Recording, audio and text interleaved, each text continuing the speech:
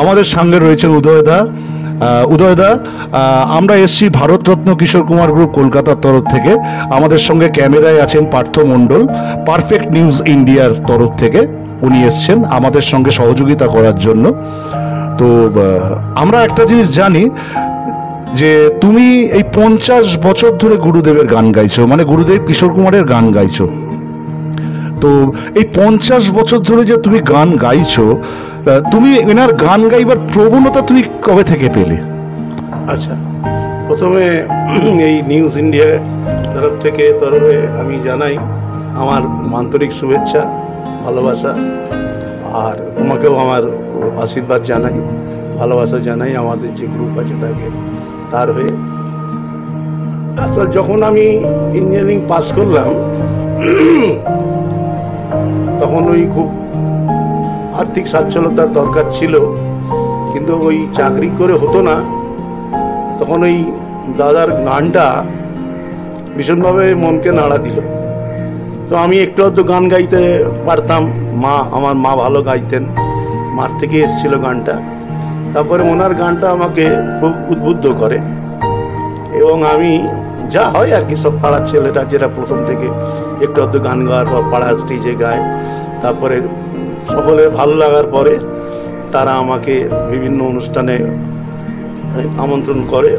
মানে এরপর থেকেই তুমি হয়ে গেলে আর কি, মানে সঙ্গীত জগতের বিখ্যাত উদয়রাজ, মানে গুরুদেবের গান গেয়েই তুমি হয়ে গেলে উদয়রাজ। হ্যাঁ, সেটা বলতে পারো। সেটা ওনার সঙ্গীতটাকে পাথেয় করে আমি দাঁড়িয়ে গেলাম, এবং আমার ওনার গানটা ছিল বলে আমি অত্যন্ত তাড়াতাড়ি, মানে অর্থের আগমন আমার জীবনে হলো।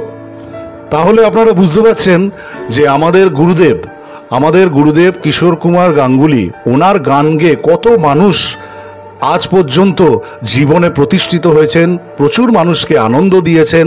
তাদের মধ্যেই আমাদের শ্রদ্ধেয় উদয়রাজদাও একজন।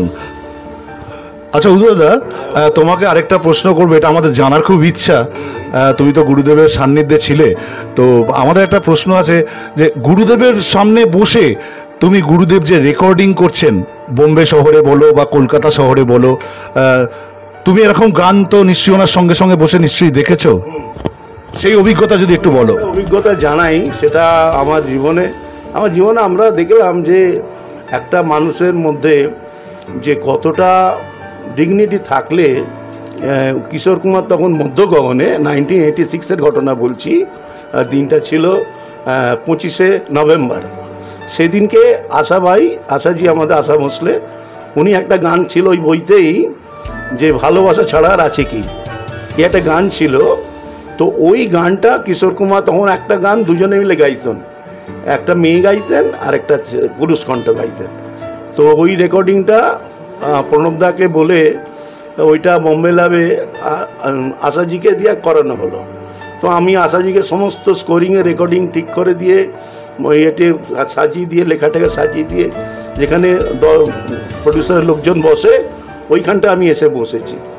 বসে আমি যেন ভূত দেখি বসে আছেন, আমাকে বলে চুপ, একদম চুপ। আমি বললাম তাদের জল, বলে আমাকে হাতটা ধরে পাশে বসালেন। আমি পাশে বসে বললাম চুপচাপ। তো পুরো গানটা শুনলেন, আশাজির গানটা পুরো শুনলেন। শুনে শেষের দিকে যখন এক লাইন করে হচ্ছে, তো রেকর্ডিস্ট ছিলেন আমাদের শর্মাজি, মানে বোম্বে ল্যাবের সাউন্ড রেকর্ডিস্ট। তো এই আশাজি জিজ্ঞেস করলেন, শর্মাজি ঠিক আছে? তো বেটি হ্যাঁ ঠিক আছে শর্মাজি বললেন। আশাজি চলে গেলেন। যেই আশাজি বেরোবেন তার আগেই আমার হাতটা ছেড়ে দিয়ে কালকে বোম্বে ল্যাব বলে চলে এলে, কাউকে বললেন না। মানে এক লাফ মেরে গেলে সামনে গেটটা দিয়ে বেরিয়ে চলে গেলেন। এটা কী হয়েছিল, ওটা ফ্যাক্ট। ওটা হয়েছিল কি, ওই রেকর্ডিং একটা 8 ট্র্যাক থেকে 2 ট্র্যাকে ট্রান্সফার করার সময় তার স্পিডটা পড়ে গেছিলো। তখন দাদা বোম্বে ল্যাবে বলেছিল বোধহয় ওইখানে রেডিও জ্যামে পরের রেকর্ডিংগুলো আমরা করব।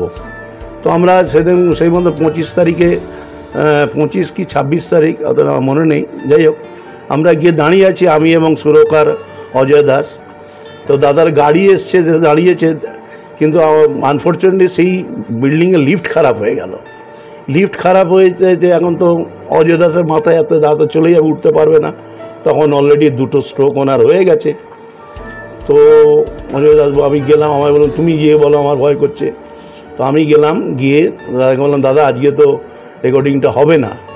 বলছে কেন? বলছে যে আমি বললাম যে দাদা লিফট খারাপ হয়ে গেছে। তো ওনার ড্রাইভার ছিলেন, ডান দিকে তাকালেন, আব্দুল क्या किया जाए? আব্দুল তো বলছে দাদা आप देखिए क्या करें कीजिएगा आप। তো আমি বললাম চলো উদয় দেখি আস্তে আস্তে। না আমি বললাম কেলেঙ্কারি করলাম যে এত স্ট্রোক হয়ে গেছে, 10 তলায় উঠবেন, যদি কিছু হয়ে যায় তো মুশকিল হয়ে যাবে।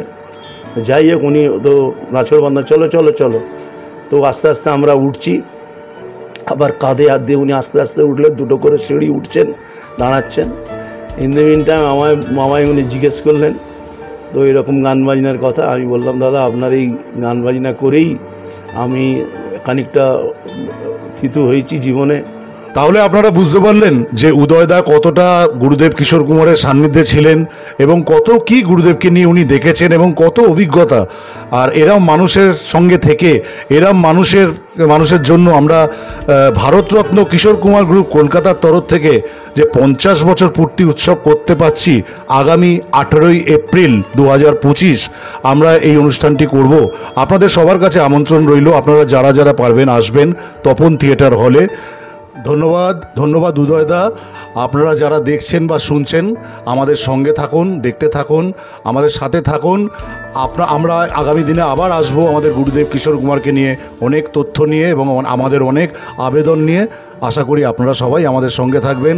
আমরা আছি, আমাদের সহযোগিতা করছেন সম্পূর্ণভাবে পারফেক্ট নিউজ ইন্ডিয়া। পার্থমণ্ডল ক্যামেরায় রয়েছেন, সঙ্গে আমি রয়েছি কুমার অভিজিৎ এবং আমার পাশে রয়েছেন উদয় রাজদা এবং আমাদের ভারতরত্ন কিশোর কুমার গ্রুপ কলকাতা।